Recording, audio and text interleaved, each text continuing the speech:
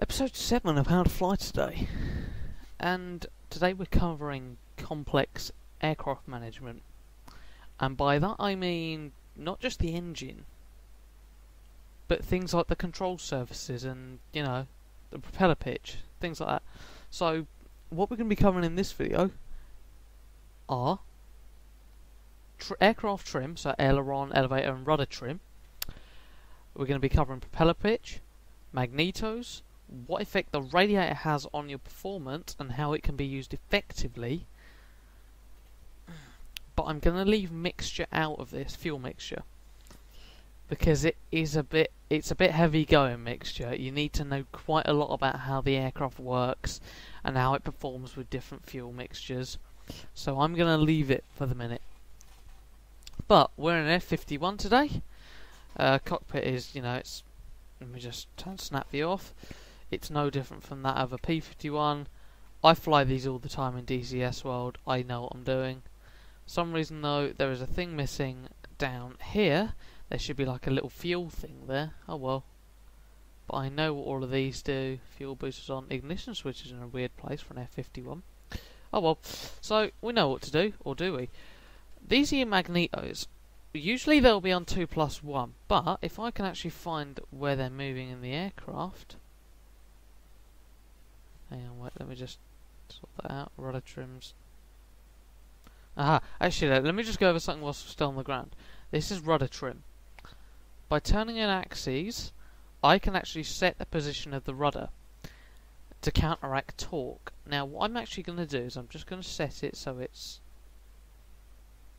about there. In real life, the actual rudder wouldn't move. That little outline of a tab that you can sort of see, that would move, and it's the same with all the control surfaces. They would be the actual trimming surfaces. The entire aileron wouldn't actually move because the trim doesn't actually have the power to hold the stick in a completely different position. But as you can see, that's all been arranged. But the magnetos are somewhere around here. But what mags do is, as you can see, the mags are off. But oh no. With mags off, the engine will not start. With mags on 1, the engine will start. I would recommend either putting mags on 2 or 1+2 to start the engine. When the engine starts, you will automatically go to mag 1+2 on some aircraft though. In the P-51 you will. But before we go, I just want to... There's my elevator trim. I'm not actually touching the stick at all here.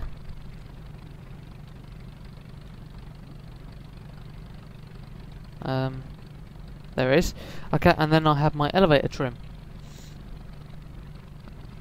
which looks like that. Now you might notice that trim is fairly slow. You don't have to keep mashing the key. Some aircraft have trim, other aircraft don't. Shift, there we go.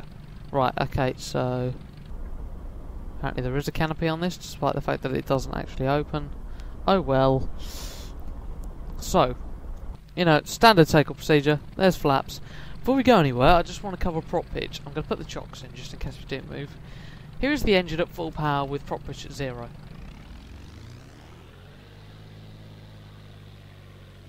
It's pretty pathetic, isn't it? Not getting much out of it. With prop pitch at 100%, almost, you can hear the engine powering up. And I'm just going to move the microphone back, and that's because when the prop pitch is at 0, the blades on the propeller, even though IL2 doesn't actually show this, the blades on the propeller aren't actually angled into the wind. They are just simply straight. So they are generating no power whatsoever. So I'm just going to throttle back, going to lift off there. I'm going to put my prop pitch all the way up. If you need to go like 30% throttle, but you don't want to go any lower on a landing, so you want to keep your throttle at 30% just in case, I would recommend varying the prop pitch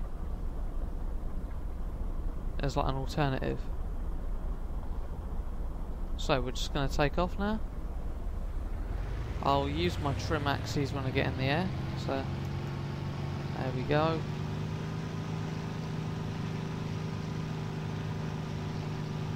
Using quite a lot of rudder here.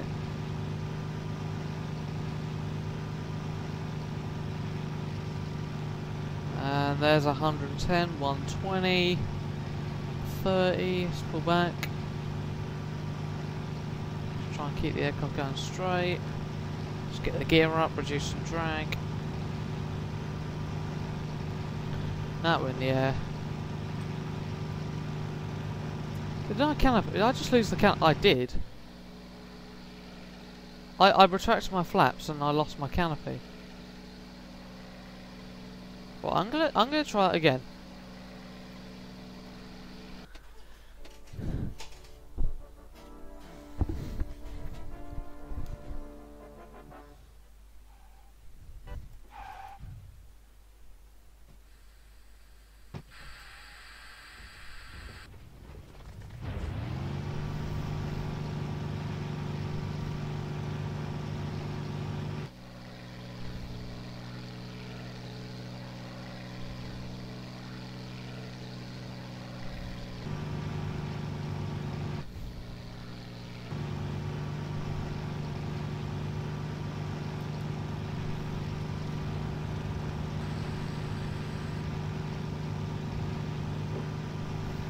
So, we're back in the air, and we still have a canopy this time round.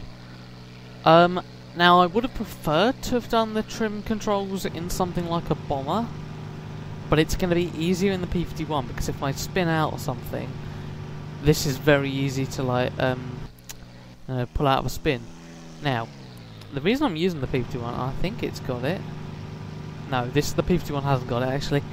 I think I was hoping to use HSFX 7 for this video, but for some reason I couldn't get it to load. So we're stuck with Ultrapack for the minute. But if we just take a look at the back of the aircraft, look at that little flap there.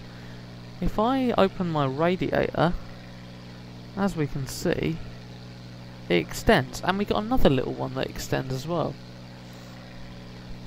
Now when our radiator is closed, they both completely shut. Now, with the radiator open, that's creating quite a lot of drag, and in turn slowing the aircraft down. So if you're in a steep climb, what I would do is only open your radiator to about position 4. If you're flying level and you need to let the engines cool down, open it to all the way. I tend to just fly with it on position 4 all the time, unless I have an engine overheat. So I'm just going to combat flaps for a turn.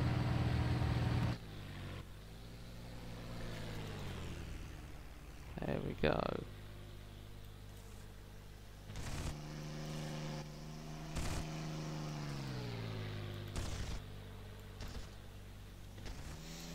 Woo! Flying is fun. Oh, there's a stall. No, no, no, no, no, no. I think I just about recovered from that one. Let's go lower, actually. Just so I can get to speed and then pull up like that. There we go. And let's level out. Right, 2,000 feet is a good altitude to be at. So what effect does trimming have whilst we're in the air? Well, as you can see, the aircraft is currently nosing down. So what we're going to do is we're going to apply some trim to make sure the aircraft doesn't do that.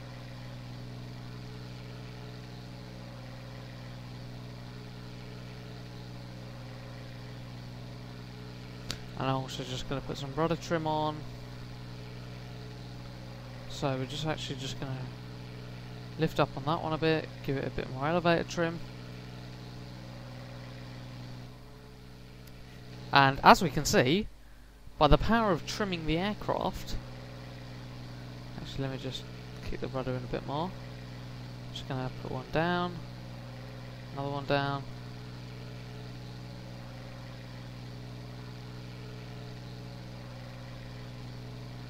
Okay, yeah, we do need the rudder, turns out.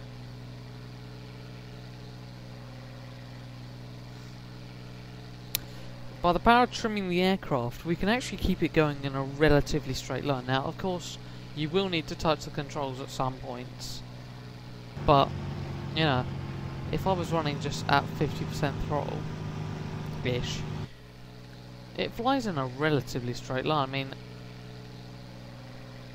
yeah, I need to sort of every now and then control the elevators, but that's not really a problem. So now with everything back to what it was before, the aircraft flies exactly as it should do. What I would recommend, if you're about to go into combat and you're about to engage in a dogfight, I would reset all your trimming surfaces, because you could end up stalling like so. Oh, I'm not going to be able to get out of this, am I? Actually no, put it in a dive. Now, another way I could demonstrate trimming is by going into DCS world and flying the TF-51 there. But this is an IL2 1946 series, so I think we're just going to stick here. So, something just to mention, a bit off topic, as the Steam Summer Sale draws to a close, I'd like to mention that I have now got flaming glyphs, and I will be doing a tutorials videos on each of the aircraft, including the pack, and how you should fly them, and so on and so forth. But now that we've covered prop pitch, we've covered mags, we've covered briefly prop pitch, I'd say. Actually, so as I can see, the engine is still running. If we aren't running the engine at full power, engine's running full power. We've got 50% there, so the engine's going to overheat, but we're not getting as much power out of it until we go all the way back up again. And we've covered the effect that radiators have on your, you know, your speed. They create drag and so on. So, if I can find an airfield, and I think I know where one is, what I'm going to do is I'm just going to stall the aircraft so I can lose some speed.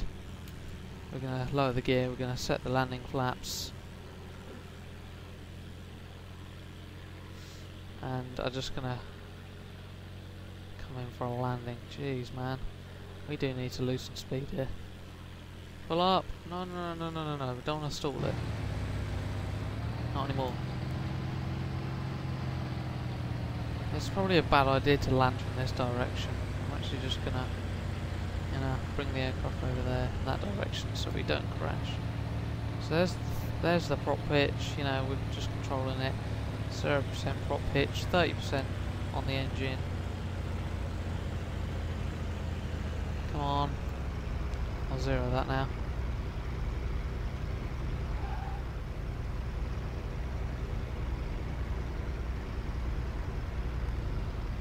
We've kind of overshot the runway.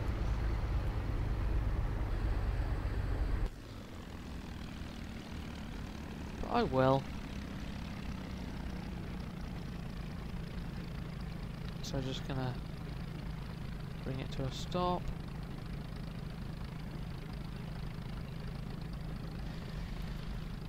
And I'm not actually gonna in the real world there is no microphone slipped down. In the real world there is no sort of button to turn off the engine and such like you can just do in IL2. So I'm gonna shut the aircraft down properly. Mags 2, Mags 1, Mags off. That's the aircraft shut down properly. Now in certain situations you can just chop the mixture and the aircraft just stalls out.